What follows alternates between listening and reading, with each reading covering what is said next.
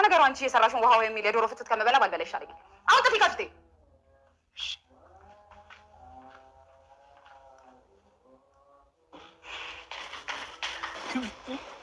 ያለቅሽ ነበር አይደለም? አይለኛ ሽንኩርት ከትፌ አቃጥሎኝ እኮ። አትዋሽ።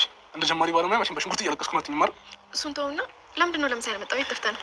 አንዳንድ ማድረጋቸው ነገሮች ነበሩ። አሁን ስሚ፣ እሱን ተይውና፣ አየሩ በጣም ደስ ይላል። ለምን ወጥተህ ነው ካናረገ? ደስ ይለኛል። ስለዚህ ልጅ ገብተሽ ጃኬት ደርቢ፣ አየሩ ቀዝቀዝ ይላል። ካልፈለግሽ ደግሞ ይነሳሻል። ደርቤ እመጣለሁ። እሺ፣ ቶሎ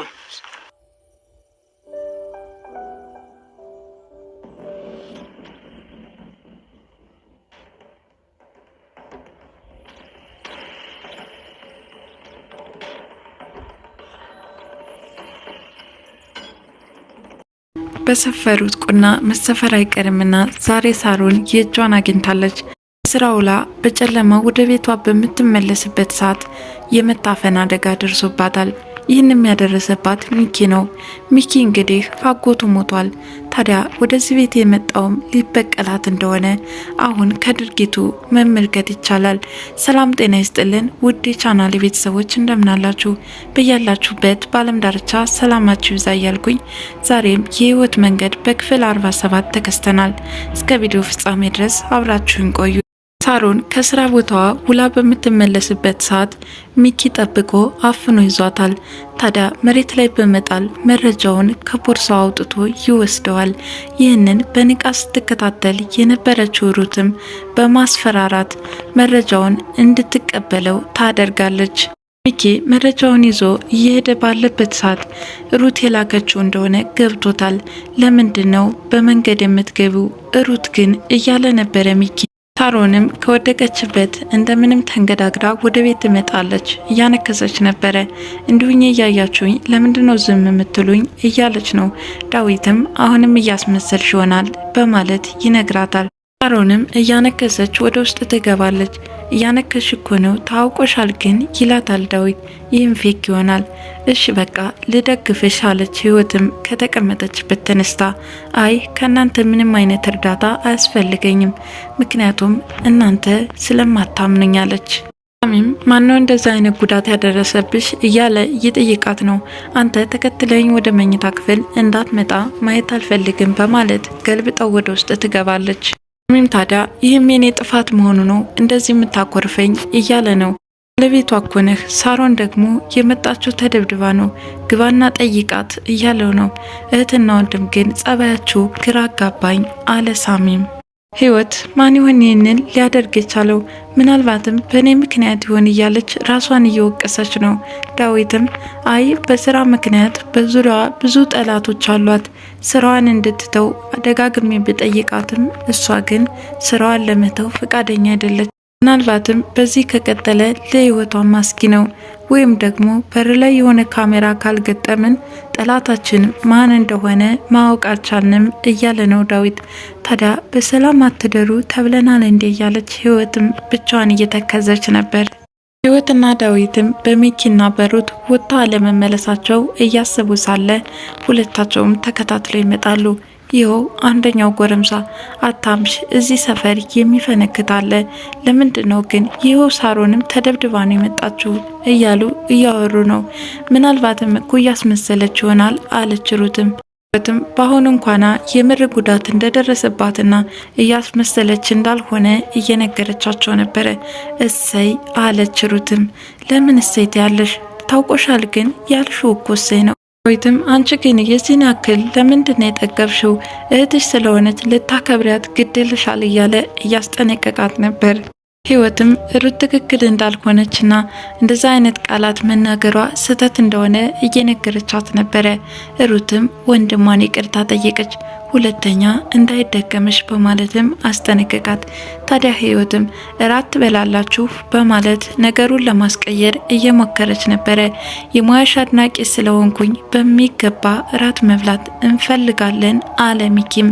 ዳዊት ግን ጥሩ ስሜት አልተሰማውም። ምክንያቱም ከሚኪ ጋራ ያላቸው ቅርርብ ወደ ፍቅር እያመራ ስለሚመስለው እሱም ስለሚወዳት በዚህ ምክንያት ቅሬታ ተሰምቶታል። ሩት ከሚኪ ያስወሰደችውን መረጃ ይህን ነበር እንደምትፈልገው። ለምንድነው ያስደበደብሽኝ አለ ሚኪም። ነካደል እንዲያደረገህ ምን ታካብዳለህ? ለማንኛውም ግን ወረቀቱ ምንም አዲስ ነገር የለም ይህን ነበር እንዴ ስትፈልግ የነበረው? ለማንኛውም ግን ከሳሮን የምትፈልገው ግልጽ ጉዳይ ልትነግረኝ ትችላለህ? ዝም ብለሽ ወረቀቱን ስጭኝ ይላታል። ወረቀቱንም ትሰጠዋለች። ኪም ወረቀቱን ቀይረሽዋል እያለ እሷን እየተከራከራት ነው። ለምን እኔ ቀይረዋለሁ? ሳሮን ቀላል ሰው መሰለች እንዴ? ይልቅስ አንተ ምን ፈልገህ እንደመጣህ ልትነግረኝ ትችላለህ እያለችው ነው። ሚኪም ስለ እኔ ተይውና አንቺ ግን የጀመርሽውን መንገድ አቁሚ እባክሽን ትጎጃለሽ እያላት ነው። ለምንድን ነው ግን ደጋግመህ እንደዚህ የምትለኝ? ስለ እኔ ልብህ ይመታል ማለት ነው በማለትም ትጠይቀዋለች። እሱም አሁንም እንደሚወዳትና እንደሚያፈቅራት እየነገራት ነበር። ሩት አሁን ላይ የሱን ፍቅር የምታስተናግድበት ጊዜ ላይ እንዳልሆነችና የገባችበት ዓላማ እንዳይበላሽባት ደጋግማ እያስጠነቀቀችው ነው። ኪም ሌላው ቢቀር ከደብረ ዘይት አዲስ አበባ አንቺን ብዬ እንደምመላለስ ረስተሽውና ዘንግተሽው ነው። እባክሽን ፍቅራችንን አድሰን ወደፊት እንቀጥል እያላት ነው። እሷ አሁን ላይ ይህንን ነገር የማስተናግድበት ጊዜ ላይ አይደለውም በማለት ገልብጣው ትሄዳለች። ሚም ማታ ምንድነው የገጠመሽ? ምንድነው የሆንሽው? እያለ እየጠየቃት ነው። እንደዚህ አይነት ነገር እኮ አንተንም ገጥሞ ያውቃል። ስለዚህ አዲስ ነገር አይደለም አለችው። እንደዛ ቢሆንማ ስልክሽንም ይወስዱት ነበረ። እባክሽ የጀመርሽውን ጉዞ አቁሜ። ዛሬ ደበደቡሽ ማለት ነገ ለህይወትሽ አደጋ እንደሆነ ልታስብ ይገባል እያላት ነው። ሳሮንም ታዲያ ምን ችግር አለው? ይህ ሙላ ሀዘን መቀመጥ ነው እያለች እያሾፈች ነው። አንተም ባል ብዬ መኖሬ እጅግ በጣም ያበሳጫል። ለመጀመሪያ ጊዜ የተዋወቅንበት የፍቅር ግንኙነታችንም ያንን ቀን እረግማለሁ እያለች ነው። ሳሚም አውቃለሁ እንደበደልኩሽ፣ ደግሞ ለዚህ ይቅርታ ጠይቃለሁ። ህይወት ምንም የምታውቀው ነገር የለም። እኔና አንቺም ባለትዳር መሆናችን አታውቅም። እባክሽ እሷን ስታሰቃያት ማየት አልፈልግም እያለ ነው። እኔም ከምንም በላይ የሚያበሳጨኝ ለእሷ ጠበቃ የምትቆምላት ነገር ነው። ለማንኛውም ግን እስካሁን ላደረከው ሁሉ ዋጋ ትከፍልበታለህ እያለች እየተበሳጨችና እየተሳደበች ክፍሉን ለቃ ትወጣለች። ዳዊት ከእናታቸው በር ህፃን ልጅ ተጥላ እንደተገኘችና ተጨማሪ እህት ስላገኘ ደስ እያለው እየነገራቸው ነበር ለነ ሚኪ። ታዲያ በዚህ ዘመንም የሚጥል አለ እንዴ እያሉ እየተነጋገሩ ነው። ምናልባትም የአዲስ ነገር አይደለም፣ ሳሮን ስታወራ ሰምቻታለሁ አለች ሩትም። እንግዲህ ልጅቷን የወሰደቻት ሩት ናት፣ ከአያቷ ቤት ማለት ነው ህፃኗን ያስቀመጠቻት። ዳዊትም እናታችን የልጅ ልጅ ማየት ፍላጎቷ ነበረ። እንግዲህ አንዳችንም አልተሳካልንም፣ ነገር ግን ህፃኗ በራችን ላይ ተገኝታለች። እንደውም ዛሬ ለምን ሄጃ ላያትም ሩት ተነሽ በማለት ሩትንም እንድትነሳ እየጠየቃት ነበር። ሩትም መሄድ እንደማትፈልግ ትነግረዋለች። ሁል ጊዜ ስጠይቅሽ አልሄድም ነው የምትይኝ፣ ግን እማየን ለማየት አትፈልጊም ማለት ነው? አሁን በድንገት ተነስተሽ እንሄድ የምትለኝ? እኔ አልፈልግም። ይልቁንስ ሳሮን ልጅቷን አመጣታለሁ እያለች ስለሆነ እንዳታመጣት አደራ፣ እዛው ትቆይ አለችው። አይ ህፃኗ ትክክለኛ ሰው አግኝታለች አለ ሚኪም። ዳዊትን በበኩሉ እማያሁን እንደውም ልጅ ትፈልግ ስለነበረ ህፃን ልጅ ስላገኘች ደስ ብሏታል። ስለዚህ የፈለገ ቢሆን ለሳሮን አትሰጣትም እያለ ነበር። ዳዊትም ሩትን እንሂድ በማለት ማስጨነቁን ተያይዞታል። ሩት ምን ማድረግ እንዳለባት ግራ ገባት። ታዲያ ህይወትን አነጋግረት ልመለስ ብሎ ወደ ውስጥ በሚገባበት ሰዓት አሁን እስኪ ምን ታደርጊ? የውሸት መጨረሻው ይሄ ነው። አሁን ለዳዊት የታመምሽ አስመሰይ አላት። ሳሮን ከወልቸር ላይ በማስመሰል ከተቀመጠች በኋላ በትክክልም ህመም ቢፈጠር ማንም ሰው የሚያምንህ የለም እያለችው ነበር። ታዲያ ሲጨንቃትም ዳዊት በሚመጣበት ሰዓት ራሷን በመያዝ የታመመች በማስመሰል ማቃሰት ጀመረች። ዳዊትም ተደናገጠ። ሆነሽ ነው? ምን ገጠመሽ? እያለ እሷን እያባበላት ነበረ። አየህ፣ ሰዎች የማይፈልጉትን ለማድረግ ጥረት በምናደርግበት ሰዓት ደማቸው ከፊልና ጭንቀት ይይዛቸዋል አለ ሚኪም። አሁን በቃ እኔ እናንተ እንውጣ፣ እሷ ንፋስ ትቀበል እያላት ነው። ለምን እናቴ ጋር እኮ ልወስዳት ነው፣ አይታይህም እንዴ እንደዚህ ሆና ታማ እያያት እንሄድ የምትላት ለምንድን ነው እያለው ነበረ። በመጨረሻ ማስታገሻ ገዝተን እንምጣ፣ እሷ እዚህ ትቆየን በማለት ሁለታቸው ተያይዘው ይወጣሉ። ህይወት ወደ ሳሎን በምትመጣበት ሰዓት ሳሚን አይተዋለች። ታዲያ ወደ ውስጥ ልትመለስ እየሞከረች ነበረ። ነይ እስኪ ከምንጊዜውም በላይ አይኔን ማየት አስጠልቶሻል፣ አሁን ግን የምናወራዋለን በማለት ወደ ሳሎንም እንድትመጣ ያደርጋታል። ታዲያ ሳሮን ከምንጊዜውም በላይ ጨካኝ ሆና ያየውበት ጊዜ የለም። አሁን ግን አንቺን ለመጉዳት ደጋግማ ስትናገር ሰምቻታለሁ፣ ከምንም በላይ ልትጠነቅቂያት ይገባል እያላት ነው። ህይወትም አሁን ላይ ተስፋ እንደቆረጠችና ሞት እንኳን ብትፈርድባት በጸጋ ለመቀበል ዝግጁ እንደሆነች ለሳሚ እየነገረችው ነበረ። ምናልባትም እንኳን ልጃችን ብናገኛት ለእናትነት ታስፈልጊያታለሽ፣ እባክሽን የምነግርሽን ስሚ፣ ድርቅ አትበይ እያላት ነው። ታዲያ እሷም ሳሚ ከረፈደም ቢሆን ለሰዎች መጨነቅና ማሰብ ስለጀመርክ እጅግ በጣም ደስ ብሎኛል። ለማንኛውም ግን አሁን እኔ ህይወት ተስፋ ስላስቆረጠችኝ ምንም ነገር ቢመጣ ለመቀበል ዝግጁ ነኝ አለችው። ሳሚ ለጥፋቱ በጣም ተጸጽቷል። እኔን የፈለጋትን ነገር ማድረግ ትችላለች፣ አንቺ ግን በእኔ ምክንያት ስትጎጅ ማየት አልፈልግም እያላት ነው። አይ ስለ እኔ አትጨነቅ አለችው። እንግዲህ ከዚህ በላይ በጥብጫ አልግትሽ አለ እየተናደደ። ሚኪ ከወደ ውጭ ሲመጣ ሩትን በር ላይ ያገኛታል። ተሻልሽ ወይ? ድሮም እኮ አልታመምኩም፣ ያንተ የውሸት ታሪክ ነው። ምን ነው ከዳዊት ስላስመለጥኩሽ ነው? ይህንን ክሬዲት ለማሳጣት ነው እንደዚህ የምትይው እያላት ነው። ሩትም ቀጠለች። ስለሞተው አጎትህ ገዳዩ አልተገኘም ወይ እስካሁን? እንዴት ስለሞተው አጎቴ ልታውቂ ቻልሽ? አንተ ብቻ አይደለም የምትሰልለኝ እኔም እሰልልሃለሁ እያለችው ነው። ታዲያ በወሬያቸው መካከል ወይኔ አይጧ ብሎ አስፈራርቷታል። እንግዲህ ከዚህ በፊት በነበራቸው የፍቅር ግንኙነትና መቀራረብ የሩትን ጸባይ ጠንቅቆ ያውቃል። አይጥ በጣም ትፈራለች።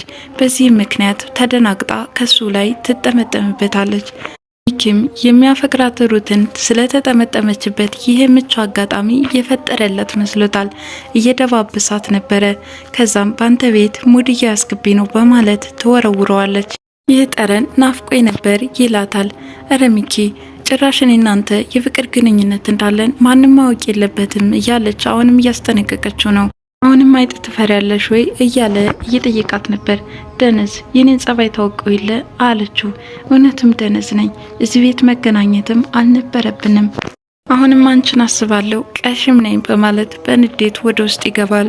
ሩትም እሺ እኔ ምን ላድርግ ከፍቅሬ ይልቅ ቤተሰቦች የመረጥኩ እያለች ለገባችለት ዓላማ መታመን እንዳለባት ከራሷ ጋራ እየተነጋገረች ነበር። ህይወት ምግብ አቅርባ የበላች ባለችበት ሰዓት አጅሬ ሳሮን ትመጣና እኔ ከየትም ደም ተፍቻ መጣለሁ አንቺ አጣፍጥሽ ትበያለሽ በማለት አንስታ ቆሻሻ ውስጥ ትከተዋለች። እንደውም አንቺ ከምትበይው ቆሻሻ ቢደፋ ይሻላል፣ አሁን እርቦኛል ምግብ አምጪ፣ ለነገሩ አንቺ የሰራሽው የዶሮ ፍትፍት ምኑን ይጣፍጠኛል እያለች ወደ ውስጥ ትገባለች። ህይወትም በረንዳ ላይ ቁጭ ብላ እያለቀሰች ሳለ ዳዊት ከውጭ መጣል። ምን ሆነሽ ነው እያላት ነው። ሽንኩርት ስከትፍ አቃጥሎኝ አይመስለኝም፣ እንደ ጀማሪ ባለሙያ ሽንኩርት ስትከትፊ አይንሽ የሚያለቅስ እንዴት ሊሆን ይችላል እያለ እሱም አላመናትም ነበር። ለማንኛውም ልብስ ቀይሪና ንፋስ ተቀብለን እንምጣ እያላት ነበር ዳዊትም። ሩት ሳሎን በተቀመጠችበት ሳሚ ይመጣና አዲሱ ልጅ ተመቸሽ አይደል እያላት ነው። ደግሞ ምን ማለት ነው? አንተ ምንም አይደለም ሳሮንን ይጣልብህ እያለች ሳለ ሳሮን ወደውኑ ትመጣለች። ምን እያላችሁ ነው? አይ ስላንቺ ደግነትና የዋህነት እየነገረኝ ነበር አለቻት። ሩትም አረ እንደዛ ነው እንዴ? እኔ ደግሞ እኮ ያማችሁ ይመስሎኝ። አይ ስላንቺ ምን የሚታማ ነገር አለ? ሳሚም አንቺን በመጥፎ እረ ምን በወጣሽ እያለ ያሾፈ ነበር። በቃ ባልና ሚስት ብቻችሁን ልተዋችሁ እኔ ወደ ውስጥ ልግባ በማለት ተነስታ ትሄዳለች። ሮንም ጭራሽ እህቴ ጋር ማማት ጀመርክ አለችው። እኔ እንደሚታየኝ ቡና የለም፣ ቡና ሲኖር ነው ሀሜት ያለው በማለት ትቷት ይሄዳል። ዳዊትና ህይወትም ተዝናንተው በሚመለሱበት ሰዓት በር ላይ ገዳይ የሚል ወረቀት የተጻፈበት ተንጠልጥሎ ተመልክተውታል። እንግዲህ ይህ ወረቀት ለሳሮን መልእክት መሆኑ ነው። እንግዲህ ዛሬው ቪዲዮ